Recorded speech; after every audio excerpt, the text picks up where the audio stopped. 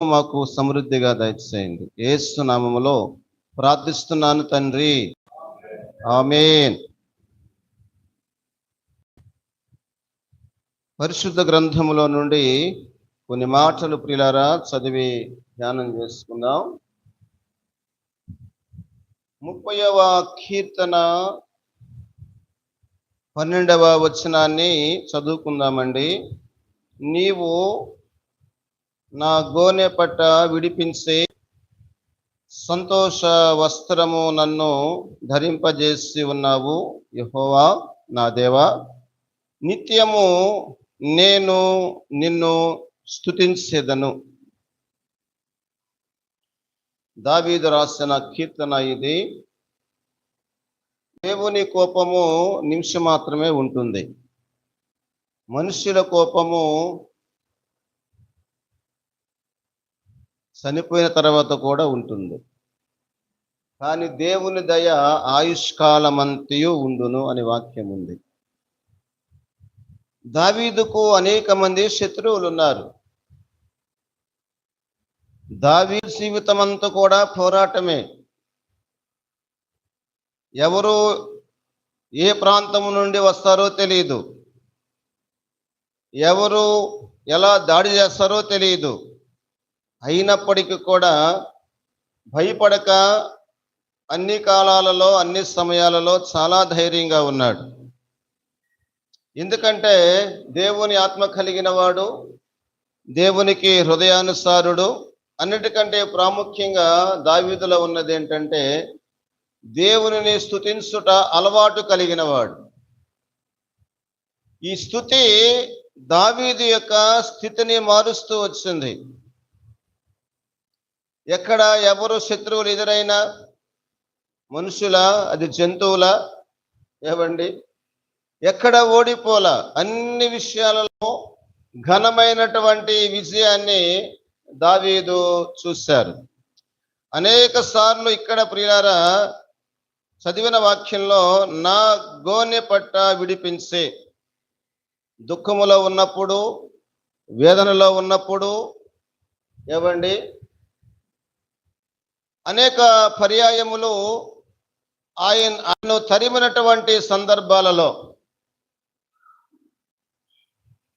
ఆ పరిస్థితులన్నీ కూడా దేవుడు చూశారు.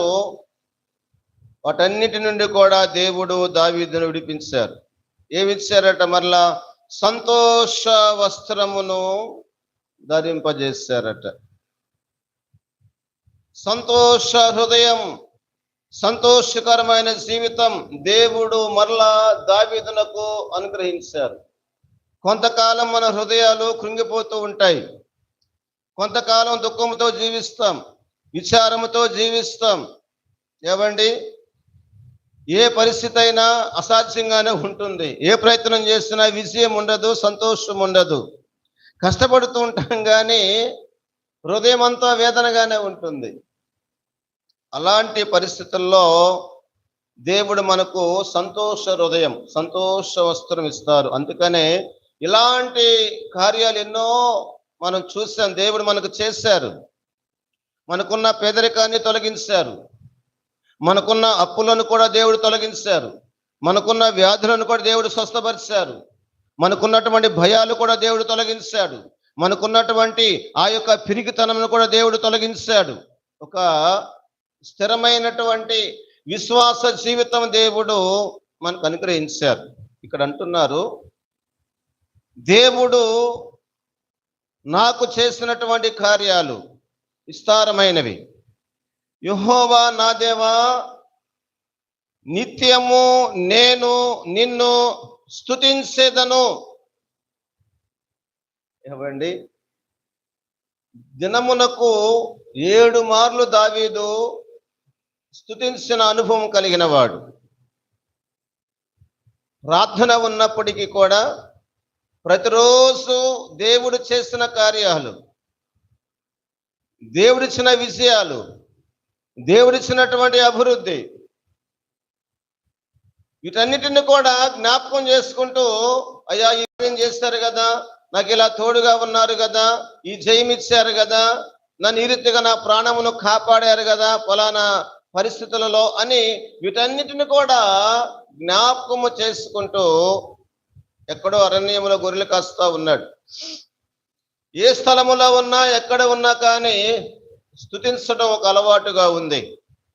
ఆ యొక్క స్తుతి దావీదు యొక్క స్థితిని మార్చింది. ఎక్కడో గొర్రెలు కాసుకుంటున్నటువంటి ఒక సామాన్యమైనటువంటి వ్యక్తిని దేవుడు పిలిచి అభిషేకించి ఇశ్రాయేలీలకు రాసుగా సమూయేలు ద్వారా ఏర్పాటు చేశారు. స్తుతి అనుభవం. మనం చాలా మంది ఎక్కువగా ప్రార్థిస్తాం, దేవుని స్తుతించాలి. స్తుతి ద్వారా సాతాను యొక్క శక్తి బలహీనపడుతుంది. స్తుతి ద్వారా ఘనమైనటువంటి విజయాలు మన ప్రయత్నాల్లో మనము చూడగలుగుతాము. వీలారా, ఈ రీతిగా నిత్యము మనము చేయవలసిన పని ఏమిటంటే, మన జీవితంలో ప్రతిరోజు కూడా దేవునిని స్తుతించే అలవాటు మనకు కావాలి. పరిశుద్ధ గ్రంథంలో మనం ఇంకా కొన్ని చూడగలిగితే 92వ కీర్తన 2వ వచనములో ప్రియులారా,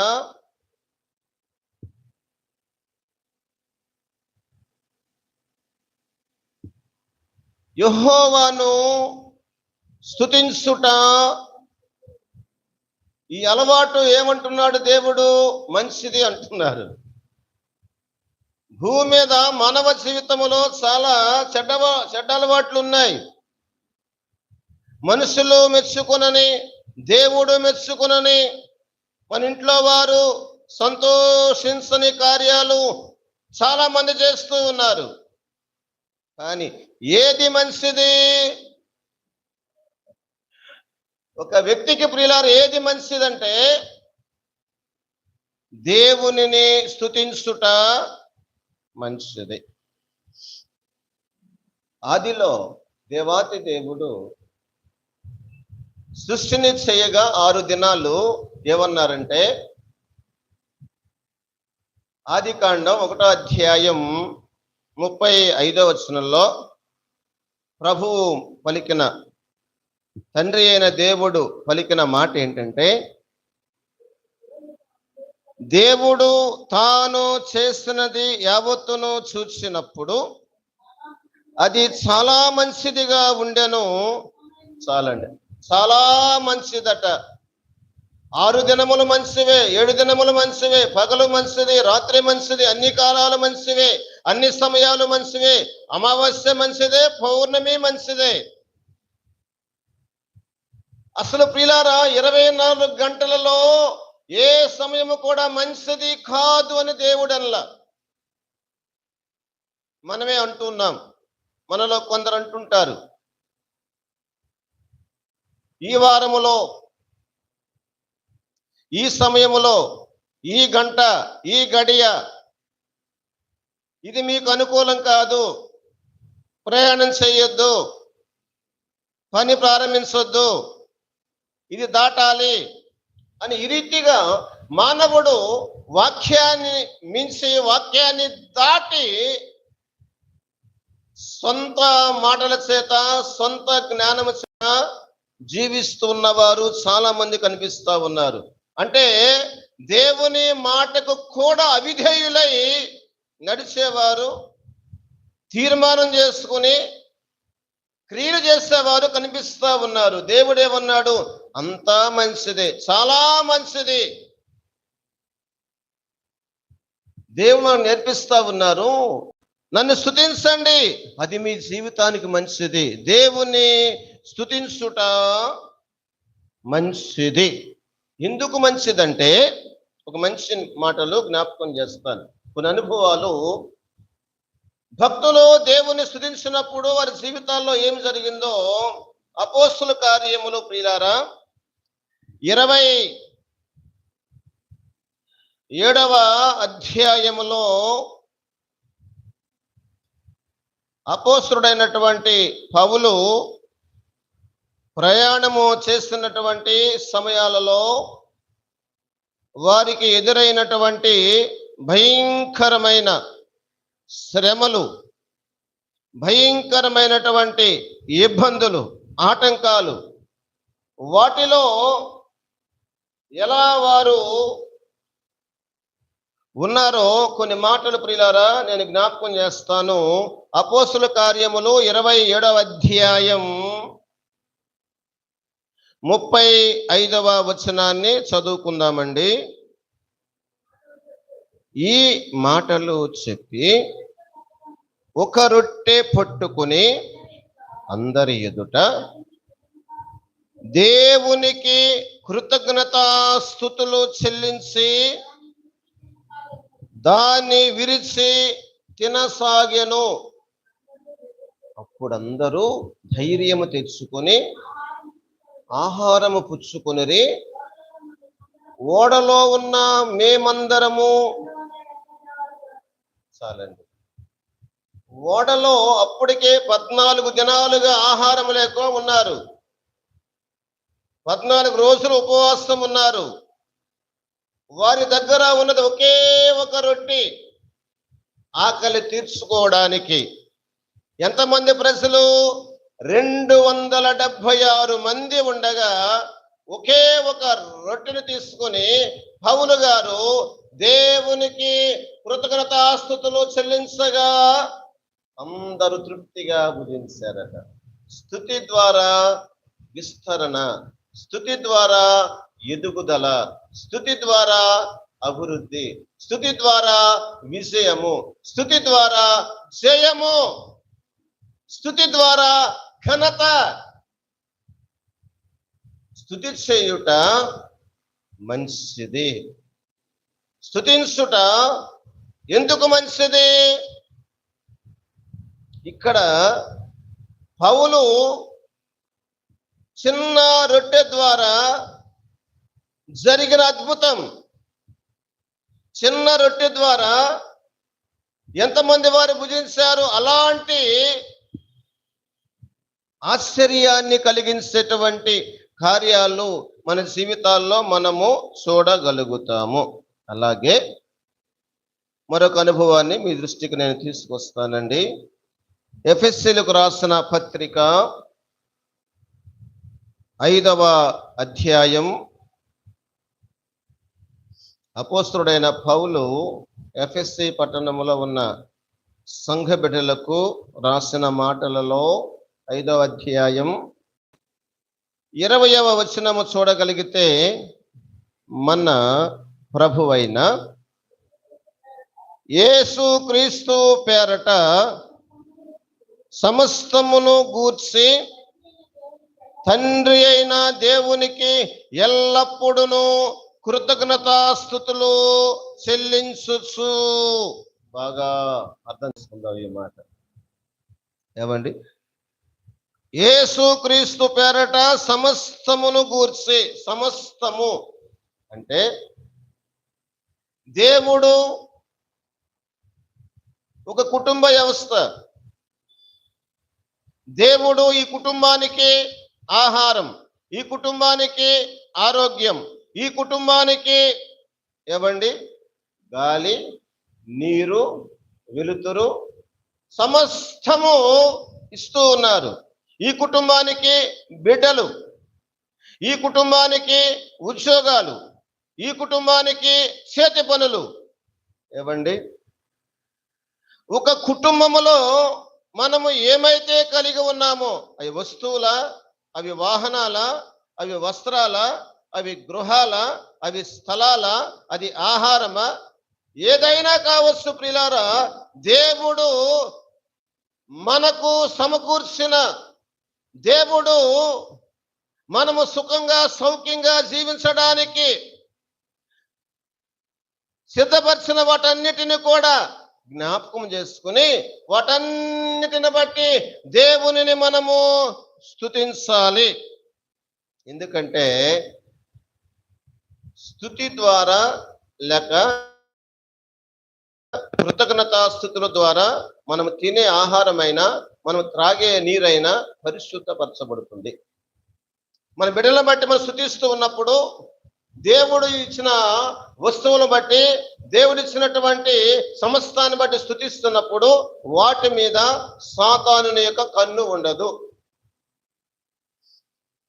వాటి మీద చీకటి అనేది వాటి ప్రభావము ఉండదు. అందుకు మనం స్తుతించాలి. ప్రయాణం చేస్తూ ఉన్నాం, దేవుని స్తుతించి ప్రయాణం ప్రారంభించాలి.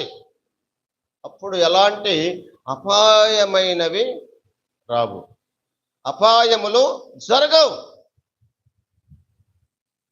అందుకనే స్పష్టంగా రాశారు ఇక్కడ పౌలు గారు ఈ యొక్క సంఘానికి, యేసు క్రీస్తు పేరట సమస్తమును గూర్చి, సమస్తము ఎన్నైతే దేవుడు మనకిచ్చారో, ఏవైతే ఇచ్చారో, ఏమన్నా అది రక్షణ, అది ఆత్మీయత, అది విశ్వాసమా, అది పాపక్షమాపణ, దేవుని వాక్యమా, లేకపోతే దైవ జ్ఞానమా, కృప, ప్రార్థనాత్మ, ఏదైతే దేవుని ద్వారా మనం అందరము కూడా పొందుకున్నామో వాటన్నిటిని బట్టి మనము దేవునికి కృతజ్ఞతాస్తుతులు చెల్లించాలి. అప్పుడు ఇంకా నూతనమైనటువంటి కార్యాలు దేవుడు ప్రారంభిస్తారు. 10 మంది కుష్ఠరోగులలో యాజకునికి ఒక్కడే తన యొక్క దేహాన్ని కనబరుచుకున్నాడు. దేవుడు ఈ కార్యం చేశారని దేవుని స్తుతించాడు ఆ వ్యక్తి. పిల్లరా, మన జీవితాలలో ఎంతగా దేవుని స్తుతిస్తామో అంతగా సాతాను యొక్క శక్తి బలహీన పడుతుంది. చీకటి కార్యాలు లయము చేయబడతాయి. చీకటి ప్రభావము మన మీద పని చెయ్యదు. దావీదు ఎక్కడైనా ఓడిపోయాడా? ఎన్నో యుద్ధాలు చేశాడు. ఏమండి, కొన్ని పర్యాయములు రాజుకు భయపడి పారిపోయిన, సొంత కుమారుడికే అబ్షాలోముకి భయపడి అరణ్య ప్రయాణం చేసిన, సౌలు ద్వారానైనా తన కుమారుడైన అబ్షాలోము ద్వారానైనా ఎక్కడైనా చనిపోయాడండి దావీదు? హాని కలిగిందా? దేవుడు రానివ్వల. ఎందుకంటే దావీదు యొక్క హృదయములో, దావీదు యొక్క జీవితములో స్తుతి అనుభవం కలిగిన వాడు. రాజు కల్లుడయ్యాడా? దేశానికి రాజు అయ్యాడా? ఎంత గొప్ప స్థితి అండి. సౌలు అంతకంతకు నీరసిల్లెను, దావీదు అంతకంతకు వర్ధిల్లెను. హల్లెలూయా అని దేవుని మాటలు మనకు తెలియజేస్తూ ఉన్నాయి. గనుక ప్రియులారా, మనం ఎక్కువగా సమస్తమును బట్టి ప్రతిరోజు స్తుతించాలి.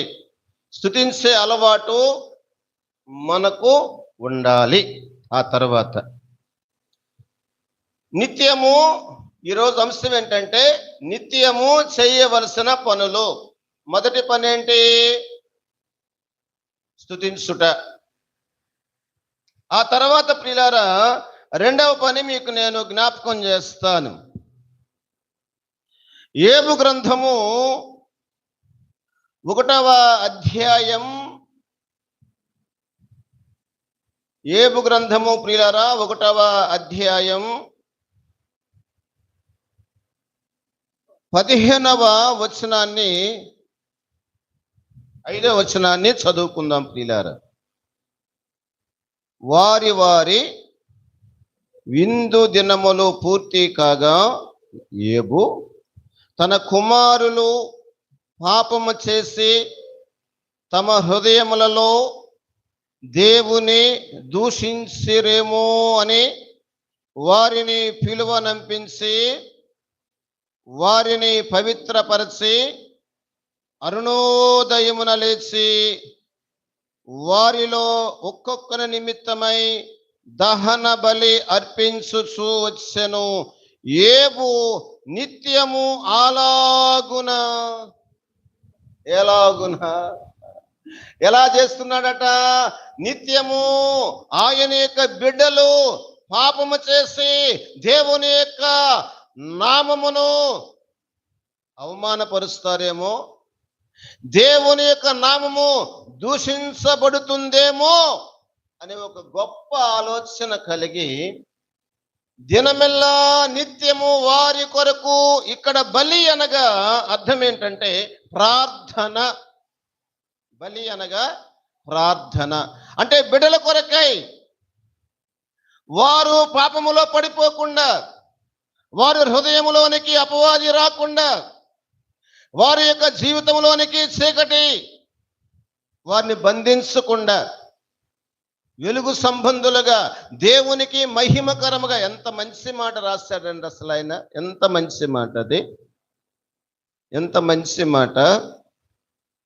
దేవుని దూషించురేమో అంటే వారిని బట్టి, అంటే ఫలానా వారి బిడ్డలు ఇలాంటి వారు, అంటే ఇంత అపవిత్రమైన వారు, వారికి సరైనటువంటి క్రమము లేని వారు అన్నారు అనుకోండి, దేవుని ఏమవుద్ది? దూషించబడుద్ది. ఒక సేవకుడైనా, సేవకురాలైనా, ఒక ఆత్మీయుల బిడ్డలైనా ఫలానా వారు మంచివారు కాదు, చెడ్డవారు అన్నారు, అనుకుంటున్నారు, మాట్లాడుకుంటున్నారు అని మనకు తెలిస్తే, అయ్యో ఇంత ప్రార్థన చేస్తున్నానే, నా బిడ్డల ద్వారా దేవుని నన్ను ఇంతగా దూషించబడుతుందా, ఇంత తక్కువగా చేశారా అనుభవం అనేది, అనేక మాటలు రాకుండా ప్రియులారా, యేబు తన బిడ్డల కొరకు ఎక్కడ ఎక్కడ ఎక్కడ వారు పాపము చేయకున్నట్లుగా, వారు పవిత్రమైనటువంటి జీవితాలు కలిగి ఉండాలని ప్రార్థన చేశారు. ఇక్కడ నేను కొన్ని విషయాలు జ్ఞాపకం చేస్తాను. వీళ్ళ ఎప్పుడు కూడా ఏదైనా విఫలమవుతుందేమో, కానీ ప్రార్థన మాత్రం ఆ వ్యక్తి జీవితానికి, ఆ కుటుంబాలకు విఫలము కాదు. ఏ పని చేసినా, ఏ పని ప్రారంభించినా ఆ పనిలో అపజయము కలగవచ్చేమో, కానీ ప్రార్థన ద్వారా మాత్రం ప్రియులారా అపజయము కలుగనే కలగదు. ఇప్పుడు ఎలా ప్రార్థన చేయాలి మనం? ప్రార్థన చేయటం అంటే ప్రియులారా, మనకు ఇష్టమైనట్టుగా చేయకూడదు, దేవునికి ఇష్టమైనవి చేయాలి. దేవునికి ఇష్టమైన ప్రార్థన ఏంటి? యేబు చేసినటువంటి ప్రార్థన. మనమేం చేస్తాం? ఈ భౌతిక పరమైనటువంటి ఎన్నో ఆశీర్వాదాలు కావాలని ఆశతో, భారముతో, విశ్వాసముతో ప్రార్థిస్తాం. ఎంతో ఎదగాలి, ఎంతో సంపాదించాలి, ఎంతో నేను ఘనత కలిగి ఉండాలి, అందరికంటే గొప్పవారిగా ఉండాలి, అందరికంటే నాకు మంచి పేరు కలిగి ఉండాలి. ఈ రీతిగా ప్రియులారా ఈ భూ సంబంధమైన, లోక సంబంధమైనటువంటి క్రమములో అనేక మంది ఆశీర్వదించబడాలని ప్రార్థన చేస్తూ ఉన్నారు, కానీ అది దేవునికి ఇష్టమైనది కాదు. మనము ప్రియులారా దేవునికి ఇష్టమైన ప్రార్థన చేయాలి. అనగా నేను నా బిడ్డలు రక్షించబడాలి, నేను నా భర్త రక్షించబడాలి. మన బిడ్డల కొరకు ఎంత ఆస్తి సంపాదించి సమకూర్చి ఇచ్చినా కానీ కొంతకాలానికి వారు ఖర్చు చేసుకుంటారు. బాగా వినండి, మనం ఎంతో కష్టపడి మన బిడ్డల కొరకు ప్రియులారా ఎన్నో సిద్ధపరుస్తాం. బంగారమా, వెండ, ఆస్తి, ఏమండి, ధనము, ఎన్నెన్నో సిద్ధపరుస్తాం. వీటి వలన కొంత సంతోషం కలుగుతుందేమో బిడ్డలకు, కానీ అసలు మనం మన బిడ్డలకు ప్రియులారా పరిశుద్ధ జీవితాలు సిద్ధపరచాలి. ప్రార్థనా జీవితాలు వారికి నేర్పాలి. చిన్న వయసులోనే మన బిడ్డలకు ప్రియులారా ప్రార్థన వాక్యం వారికి మనం ఇచ్చేటువంటి గొప్ప ఆస్తి అండి.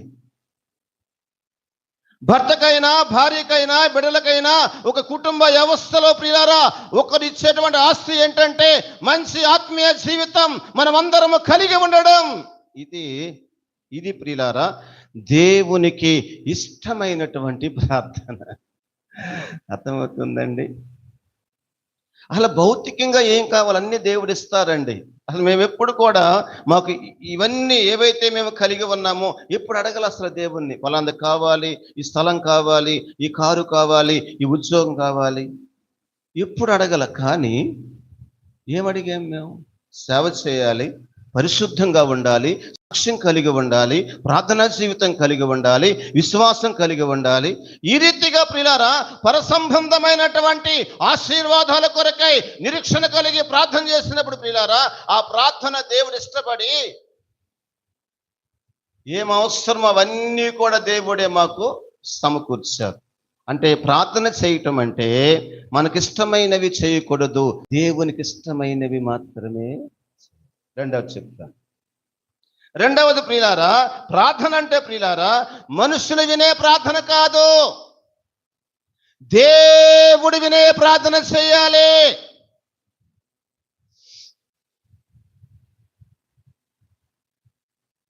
హేబేలు ప్రార్థన అర్పణ దేవుడు, సుంకరి ప్రార్థన దేవుడు, ఇస్తేరు ప్రార్థన దేవుడు, యోషియా రాజు యొక్క ప్రార్థన దేవుడు, హిజ్కియా రాజు యొక్క ప్రార్థన దేవుడు, దావీదు చేసిన ప్రార్థన దేవుడు విన్నారు. ఎందుకని? వస్త్రాలు చింపుకున్నారు, పశ్చాత్తాపడ్డారు, ఉపవాసం ఉన్నారు, పాపాలు ఒప్పుకున్నారు. ఏమండి, ఇప్పుడు చాలా మంది మనం చేసేటువంటి ప్రార్థన ఎలా ఉందంటే మనుష్యులు వినే ప్రార్థన. ఇంత నేను ప్రార్థనా శక్తి నాలో ఉన్నది, ఇన్ని గంటలు నేను ప్రార్థన చేయగలను అని అనుకుంటే అది ఒక గడ్డి వామి లాంటిది. ఏమండి, గడ్డి వామి చాలా పెద్దగా ఉంటది, ఖరీదెంత విలువెంత చాలా తక్కువే కదండి. వామి యొక్క పరిమాణం చాలా పెద్దగా ఉంటది, ఆ గడ్డి యొక్క విలువ చాలా తక్కువగా ఉంటది. అది మనుష్యులు వినే ప్రార్థన, అది కాదు మనకు కావాల్సింది. దేవుడు వినే ప్రార్థన, దేవుడు సంతోషించేటువంటి ప్రార్థన, దేవుడు ఇష్టపడేటువంటి ప్రార్థన ప్రియులారా మనము అలవాటు చేసుకోవాలి.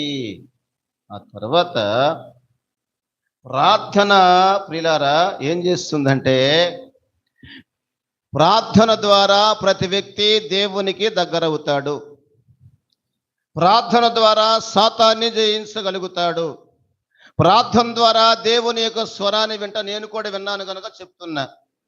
ప్రార్థన ద్వారా ప్రియులారా దేవుని యొక్క చిత్తం ఏమిటో తెలుసుకుంటాం. యేసుక్రీస్తు ప్రభువుల వారు గెత్సెమనే తోటలో ఎందుకు ప్రార్థన చేశారు? అయ్యా నీ చిత్తమే సిద్ధించునుగాక, నీ చిత్తమే జరుగునుగాక అంటే దైవ చిత్తమును జరిగించేటువంటి వారు ప్రార్థన చేస్తాం. అందుకు ప్రార్థన చేస్తాం. అసలు భౌతికపరమైనవి ఈ ధనమా ఆరోగ్యం అన్ని దేవుడు ఇస్తారు, అడగక్కర్లే. ఇవి అడగక మునిపే మీకు ఏమి అవసరమో అవన్నీ కూడా నేను మీకు ఇస్తాను అని దేవుడు అంటున్నారు.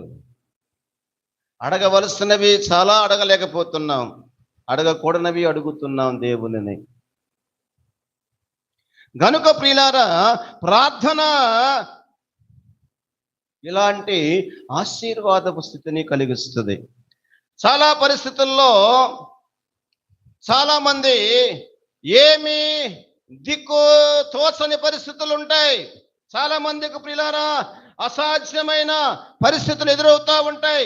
చాలా మందికి ప్రియులారా హృదయములో ఎంతో వేదన కలిగి ఉంటారు. వీటన్నిటి మీద ప్రార్థన మనకు విజయాన్ని కలుగజేస్తుంది. మరలా చెప్తున్నా, ఏ దిక్కు తోచని పరిస్థితులు ఉంటాయి ప్రియులారా, అసాధ్యమైన పరిస్థితులు ఎదురవుతూ ఉంటాయి. అంటే మన వల్ల ఏమీ కాదు, మనసు ఉంటుంది కానీ, ఆశ ఉంటుంది కానీ సమస్తము అసాధ్యమే. ప్రయత్నం చేస్తా కానీ ఏది సాధ్యం కాదు.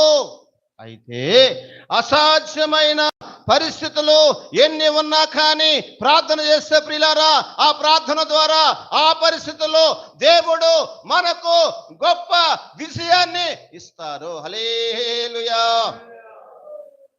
కనుక ప్రియులారా ఇలాంటి కార్యాలు ప్రార్థన ద్వారా ఉన్నాయి కనుక ఈ ప్రార్థన విషయంలో మనము ఎలాంటి ఆలోచన కలిగి ఉండాలి, ఎలాంటి తలపు కలిగి ఉండాలి, ఎలాంటి తీర్మానం కలిగి ఉండాలో ఒక మంచి మాట మీ దృష్టికి నేను తీసుకొస్తానండి. వాక్యము ద్వారా కొలస్సీలకు రాసిన పత్రిక 4వ అధ్యాయం మొదటి 2 వచనాలు చదువుకుందామండి. కొలస్సీలకు రాసిన పత్రిక 4వ అధ్యాయం మొదటి 2 వచనాలు. ప్రార్థన యందు నిలకడగా ఉండి కృతజ్ఞత గలవారై, ప్రార్థన యందు నిలకడగా ఉండాలి. ప్రార్థన యందు మనం మెలకువగా ఉండాలి. వీళ్ళారా ప్రభులు వారు అన్నారు ఆయన శిష్యులతో, అయ్యా మీరు నా కొరకు కొంత సమయం మేలుకొని ప్రార్థన చేయమన్నారు. మీరేమన్నారు? అయ్యగారు ప్రభువా మేము చేస్తామన్నారు. అన్నారా లేదా? అన్నారు. ఈ పేతురు, యోహాను, ఈ మంచి టీం ఉంది. వీరు ప్రభువుతో సరేనండి మేము ఖచ్చితంగా మీ కొరకు ప్రార్థన చేస్తామన్నారు. అన్నవారు ఏం చేశారు? వీళ్ళు నిద్రపోయారు. చేయలేము, ఈ రాత్రి వేళ మా వల్ల కాదు అనలా. చేస్తామండి అన్నారు కానీ అన్నట్టుగా ప్రార్థన వారు చేయలేదు. అంటే వారికి ఏమి లేదు, మెలకువ లేదు. ఇప్పుడు మన ప్రార్థన ఎలా ఉండాలి? మెలకువ ఉండాలి. ఇప్పుడు నిద్రమత్తు, ఉదయం లేచాం, చాలా భారంగా ఉంటుంది, హృదయం తేలిగ్గా ఉండదు, అంటే ఫ్రీగా ఉండరు. ఉదయకాలంలో కొంత నిద్రమత్తు, ఆ మత్తు మనస్సు కలిగి ఉంటారు, ప్రార్థన నడవదు. అయినా అదే సమయంలో ఆ నిద్రమత్తు మనస్సును జయించి మెలకువ కలిగి ప్రార్థన చేయటం. ఏదైతే ప్రార్థన చేయడానికి, ఏ పరిస్థితి అయితే అది నిద్ర కావచ్చు, అది పని అలసట కావచ్చు, వేటి ద్వారా ఆటంకపరచబడుతున్నామో ఆ సమయంలో మనం మెలకువగలిగి ప్రార్థించాలి. ఐగుప్తు దేశంలో ఇశ్రాయేలీలు పగలంతా పనిచేసేవాళ్ళు, రాత్రి కూడా పనిచేశారు, కానీ ప్రార్థన కూడా చేశారు వాళ్ళు. నెహెమ్యా ప్రియులారా రాజు దగ్గర ఒక ఉద్యోగిగా ఉన్నాడు, ప్రార్థన చేయటం మానుకున్నాడా అంటున్నా నేను. అందుకనే ఎంత పనున్నా, పగలు పనిచేసినా ప్రార్థన మాత్రం మానుకోకూడదండి. మెలకువ అంటే అది. ఇంకేముందని పగలంతా పనిచేసాం, శరీరం తలసిపోయింది, ఏమండి తినేసి ఎక్కడికి వెళ్తాం? ఇక నిద్రలోనికి వెళ్తాం. ప్రార్థన ఏమవుద్దు మరి? అది మెలకువ. పనులు ఎవరికి లేవండి, ఎవరికి భారాలు లేవు, ఎవరికి బరువులు లేవు, ఎవరికి కష్టాలు లేవు, ఎవరికి ఇబ్బందులు లేవు. ఎన్ని ఉన్నా కానీ ప్రియులారా బంధువులే వచ్చారు, తెలిసిన వారే వచ్చారు, స్నేహితులు వచ్చారు, వారికి మర్యాద చేసి వారిని పంపించే వరకు ఇక ప్రార్థన అనే మాట కూడా రానివ్వం. 2 రోజులు ఉంటారా, 3 రోజులు ఉంటారా మన దగ్గర? అన్ని రోజులు కూడా వారి యొక్క మర్యాద కొరకై మర్యాద చేయాలి, అది అవసరమే. కానీ మన బంధువులకు ఎంత మర్యాద చేస్తామో దేవుని కూడా అంత ఆసక్తితో మెలకువగలిగి ప్రార్థించాలి అని ప్రభులు వారు అన్నారు, మీరు శోధనలో ప్రవేశించకుండా మెలకువ కలిగి, హల్లెలూయా, మీరు శోధనలో ప్రవేశించకుండా మెలకువ కలిగి ప్రార్థన చేయాలి. ఎందుకంటే వాక్యం వింటారు కానీ గ్రహించకుండా సాతానుడు మిమ్మల్ని మోసగిస్తాడు. వాక్యం వింటారు కానీ విన్న వాక్యాన్ని మర్చిపోయే విధముగా సాతాను నిన్ను ఇబ్బంది పెడతాడు. మెలకువగా ఉండండి. మీలో ఉన్నటువంటి వాక్యం సాతానుడు ఎత్తుకుపోకుండా మెలకువగా ఉండాలట. ఏ వాక్యం చదివేవో, ఏ వాక్యం విన్నావో ప్రియులారా, చదివిన వాక్యమైనా, విన్న వాక్యమైనా, మాట్లాడిన వాక్యమైనా వాక్య ప్రకారంగా జీవితమును కట్టుకోవడానికి, ఆ వాక్య ప్రకారంగా జీవితాన్ని స్థిరపరచుకోవడానికి, ఆ వాక్య ప్రకారంగా జీవితాన్ని వెలుగు సంబంధులముగా మార్చుకోవడానికి మెలకు కలిగి ఉండాలి ప్రియులారా. శోధన అంటే ఏంటంటే వాక్యమునకు దూరం చేయటం, దేవుని ఆత్మకు దూరం చేయటం, దేవుని సన్నిధికి దూరం చేయటం. అందుకే ప్రార్థన చేసుకోవాలి. శోధన అంటే ఏమనుకుంటాం? ఏదైనా కోల్పోతే, ఏదైనా గాయం అయితే, యాక్సిడెంట్ అయితే, ఏమండి ఏదైనా జేబులో ఉన్న ధనం పోగొట్టుకుంటే ఈరోజు భలే శోధన వచ్చిందంటారు. ఏదైనా చిన్న వ్యాధి వస్తే, ఒక బాధ వస్తే చిన్న శోధన వచ్చింది. అది కాదు శోధన అండి. శోధన అంటే ఏంటంటే దేవుని యొక్క సన్నిధికి, దేవుని యొక్క వాక్యానికి, దేవుని యొక్క ఆత్మకు, ఆత్మానుసారమైన జీవితానికి దూరం అవ్వడమే అదే శోధన. ఆ శోధనలో పడిపోకుండా మనం మెలకు కలిగి ప్రార్థన చేసుకోవాలి. ఒక చాలా మంచి మాట జ్ఞాపకం చేస్తాం. 51వ కీర్తన 10వ వచనంలో హల్లెలూయా హల్లెలూయా. 51వ కీర్తన 10వ వచనం. దేవా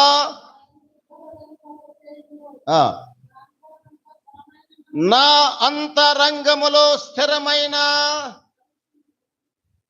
దావీదు చేసిన ప్రార్థన, నా అంతరంగములో స్థిరమైన మనస్సును నూతనంగా. ఎందుకనట? మనసు స్థిరంగా ఉండదని. ఉదయం ఒక రకంగా ఉంటారు, సాయంత్రం మరొక రకంగా ప్రవర్తిస్తారు, మరొక రకంగా మాట్లాడతారు. ఏ వ్యక్తి యొక్క మనసు కూడా స్థిరంగా ఉండదు. ఎందుకంటే మనిషి ఇక్కడ ఉంటాం, మనసు ఎక్కడో ఉంటది. ఎవరో ఏదో అన్నారు అంటే పూర్వము జరిగినటువంటి పరిస్థితుల దగ్గరికి సాతానుడు ఈ మనసును తీసుకెళ్తా ఉంటాడు. జరగబోయేవి కూడా ఫలానా వారికి ఇది జరిగితే బాగుంటుంది, ఇది జరిగితే మన శత్రువులైన వారికి, ఇబ్బంది పెట్టిన వారికి చిన్న యాక్సిడెంట్ అయినా, చిన్న నష్టమైనా కలిగితే జరగబోయే విషయాల మీద కూడా మనసు ఉంటుంది.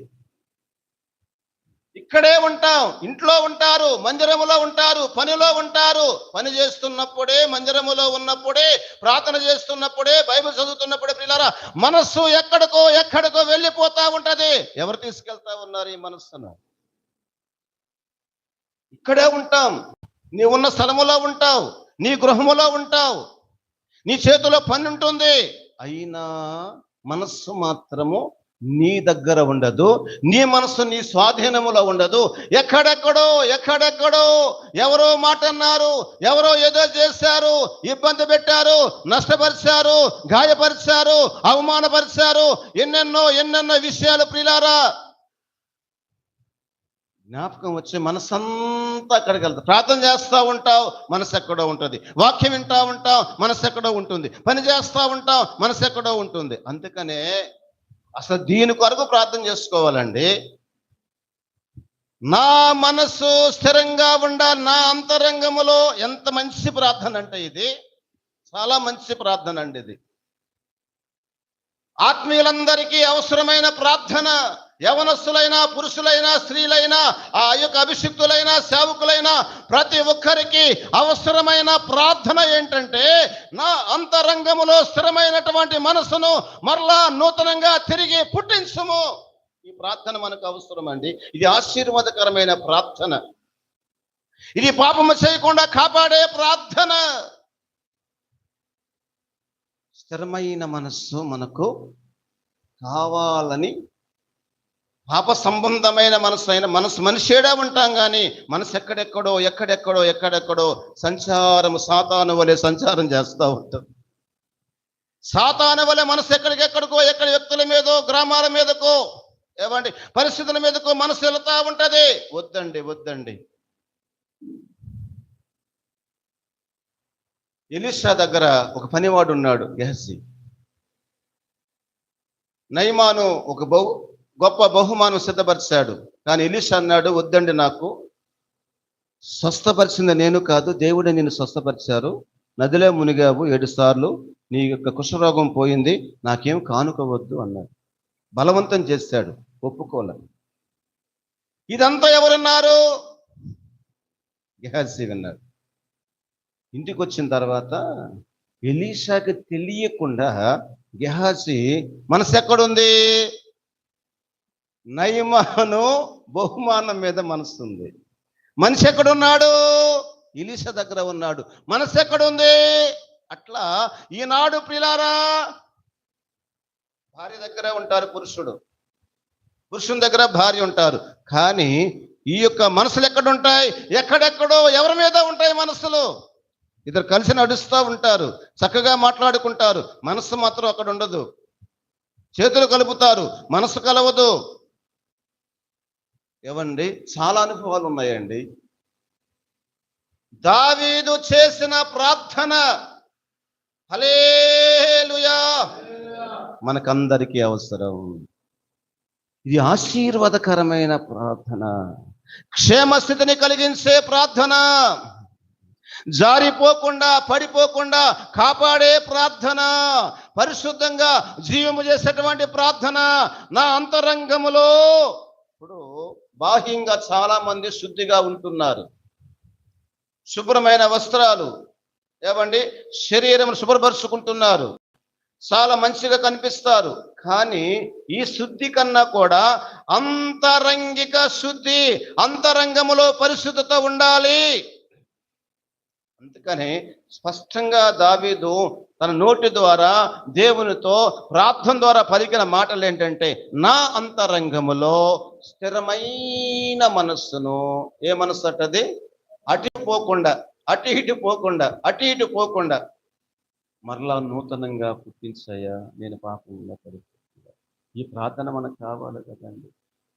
ధనాపేక్షకు లోను కాకుండా, పరస్త్రీ ఆమోహము లేకుండా, ఉన్న వాటితోనే దేవుడు ఏ కుటుంబాలు ఎవరిని జతపరిచారో జతపరచబడిన వారితోనే మనస్సు కలిగి జీవించాలి. ఇది వాక్యం. ఇలారా ఈ ప్రార్థన మనము చేయాలి. ఆ తర్వాత ఒక మంచి మాట జ్ఞాపకం చేస్తాను. ప్రార్థన ఏం చేస్తుందంటే పాపము చేయకుండా ఆపుతుంది. స్థిరమైన మనసు ఉంటే పాపం చేస్తాం ఇక, అది కదా. స్థిరమైన మనసు మనలో ఉంటే పాపం చేస్తామండి. ఈ ప్రార్థన ప్రియులారా పాపము చేయకుండా ఆపుతుంది. ఇంకా ప్రార్థన యొక్క ప్రాముఖ్యత జ్ఞాపకం చేస్తాను. 88వ కీర్తన 88వ కీర్తన మొదటి 4 వచనాలు జ్ఞాపకం చేసుకుందామండి. మొదటి 4 వచనాలు. యెహోవా నాకు రక్షణకర్తవగు దేవా, రాత్రి వేళ నేను నీ సన్నిధిని మొరపెట్టునాడు, నా ప్రార్థన నీ సన్నిధిని చేరునుగాక. నా మొర్రకు చెవియొగ్గుము. నేను ఆపదలతో నిండి ఉన్నాను. నా ప్రాణము పాతాళమునకు సమీపించి ఉన్నది. సమాధిలోనికి దిగువారిలో నేను కొనగా ఎంచబడి తిని, నేను త్రాణ లేని వానవలే అయితిని. ప్రార్థన చేస్తా ఉన్నాను. పరిస్థితులు ఏంటి ఇక్కడ చదివిన వాక్యంలో? ఇక్కడ ఎవరు రాస్తారు ఈ కీర్తన పైన? కోరహు కుమారులు. ఈ యొక్క కీర్తనలో ప్రియులారా ఏం కనిపిస్తా ఉన్నాయి? ఆపదలు కనిపిస్తా ఉన్నాయి. ఏమిటే ఆపదలట? ఎలాంటివండి ఆపదలు? నా ప్రాణము పాతాళమునకు సమీపించి ఉన్నది. నేను అనేకమైనటువంటి ఆపదలతో నిండి ఉన్నాను. సమాధిలోనికి దిగువారిలో నేను ఒకనిగా. అంటే ఇక చివరి క్షణాల్లో మరణము సమీపం, కొన్ని గంటల్లోనే ఈ వ్యక్తి చనిపోతాడు. ఇది ఆపద, మరణాపాయము, మరణమనే అపాయం. ఏమండి ప్రియులారా, ప్రార్థన చేస్తే డాక్టర్ గారు ఏమన్నారు? ఈ వ్యక్తి బ్రతకడండి అన్నారు. దైవ సేవకుడు ఏమంటున్నాడు? దేవుడు బ్రతికిస్తాడు అంటున్నాడు. ఇలాంటి మరణకరమైనటువంటి ఆపదలు వచ్చినప్పుడు ప్రియులారా ప్రార్థన చేస్తే ఆ ఆపద నుండి దేవుడు తప్పిస్తాడు. హల్లెలూయా. ఒకసారి చప్పట్లు కొట్టి ప్రభు నామాన్ని కనపరుచుకుందాం గట్టిగా. గనుక ప్రార్థనలో ఇంత శక్తి ఉన్నది. ఆ తర్వాత మూడవది, మొదటిది నిత్యము చేయవలసిన పనుల్లో మొదటి పని ఏంటమ్మా? దేవునిని. రెండవది ఏంటి? ప్రార్థించుట. మూడవది కూడా చెప్పి నేను ముగిస్తానండి. మూడవది, నిత్యము మనం ఏం చేయాలంటే, నిత్యము ప్రియులారా నిర్గమాకాండము 27వ అధ్యాయం 20వ వచనాన్ని చదువుకుందాం. మరియు దీపము నిత్యము వెలిగించున్నట్లు ప్రదీపమునకు దంచి తీసిన అత్సము ఒలీవల నూనె తేవలనని ఇశ్రాయేలీయులకు ఆజ్ఞాపించుము. ఏవండి? దీపము నిత్యము. చాలా మంది గృహాల్లోనైనా మందిరాలను చిన్న 0 వోల్టేజ్ ఉన్న బల్బ్ పైన వెలిగి చీకటిగా ఉంచుతారండి. బెడ్ లైట్ అంటున్నారు. ఎక్కడ? గృహాల్లో. కృపాపీఠము దగ్గర కొన్ని బల్బులు వెలుగుతూ ఉంటాయి. అంటే నిత్యము వెలిగించబడాలి. మూడవ పాయింట్ మీ దృష్టికి నేను తీసుకొస్తున్న పాయింట్ ఏంటంటే, నిత్యము మనము వెలుగు సంబంధులుగా ఉండాలి. చీకటి కూడా వెలుగుగానే ఉండాలి. ఇది ఆత్మీయులైన వారికి. చీకటి ఉన్న దేవుడు ఆ చీకటి వెలుగుగా చేస్తారు. నిత్యము వెలిగించబడాలి అనే మాట. దీపము వెలగాలంటే ఏం కావాలి? పవర్ కావాలా? కరెంట్ కావాలి కదా. నువ్వు దీపం వెలగాలంటే అంతేనా? ఏం కరెంట్ కావాలి. దీపము వెలగాలంటే కరెంట్ లేనప్పుడు ఏం పోసాం మనం? నూనె. దీపము వెలగడానికి నూనె.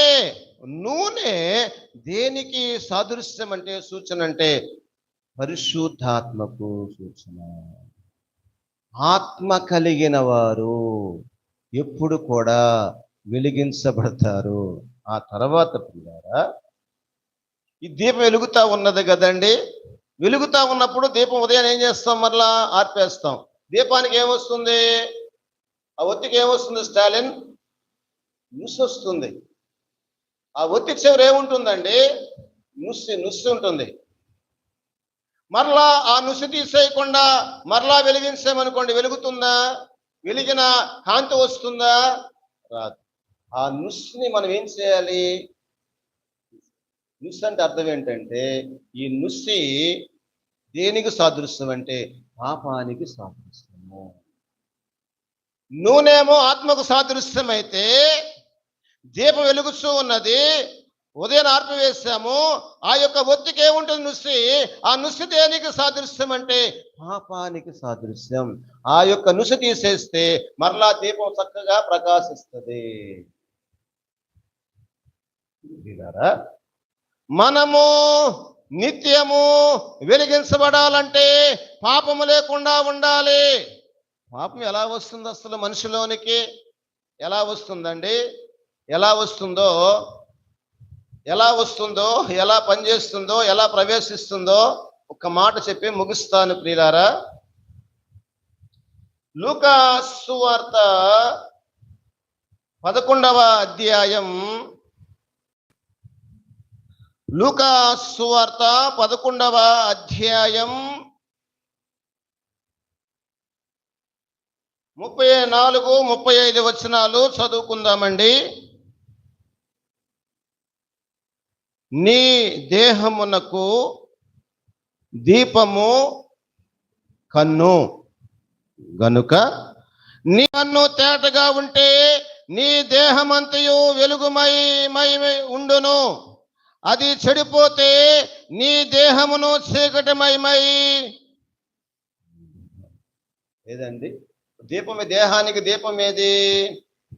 కారుకు దీపాలు ఎక్కడుంటాయి? ముందుంటాయి. మనకి ఏడున్నాయి దీపాలు?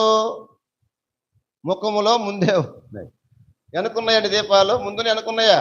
మనకి రా, ముందే ఉన్నాయి దీపాలు. ఏమిటి దీపాలు?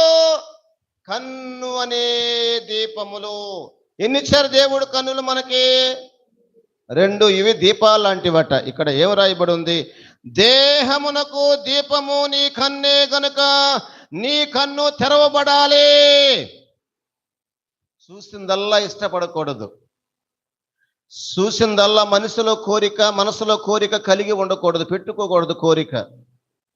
కన్నులు చాలా జాగ్రత్తగా ఉండాలి. చాలా చూస్తాం మనం. వారు చూశారు, ఆదాము హవ్వలు. ఆ పండు చాలా రమ్యముగా ఉన్నది.